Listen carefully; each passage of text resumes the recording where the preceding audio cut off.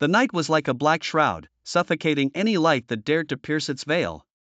It had been hours since Emily last heard anything from the others. The silence was now an omnipresent companion. She once thought the forest was beautiful, but tonight, it seemed to breathe around her, whispering in a language only the damned could understand. Emily clutched her flashlight tighter, its feeble beam cutting through the darkness in a futile attempt to push back the shadows.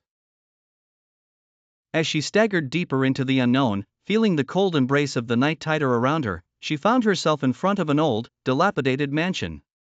Its decayed structure stood as a relic of forgotten tragedies. She knew the stories every townsperson had warned her. Yet, desperation led her steps forward. The mansion's door creaked open, revealing an abyss that beckoned her inside. With each step on the creaky floorboards, Emily felt herself descending into the clutches of an unseen terror.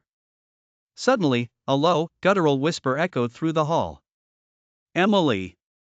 It called her name with a familiarity that chilled her blood. Desperation turned to terror as she tried to turn back, but the door slammed shut with a force that rattled the dust from the ceiling. She was trapped. The voice grew closer, now echoing through the empty halls, "You can't leave." Emily's heartbeat synchronized with her frantic footsteps as she ran through twisted corridors. Shadows seemed to move on their own, creeping along the walls as if hungry.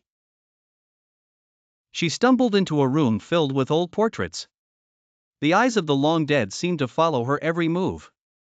In the center of the room stood a grand mirror, its surface rippling like water. Drawn inexplicably, she moved closer, and the reflection that greeted her was not her own. The visage was twisted, gaunt, with eyes filled with sorrow and madness. It began to speak, "We've been waiting for you, Emily." Her scream pierced the oppressive darkness, a fleeting cry for help that the forest quickly swallowed.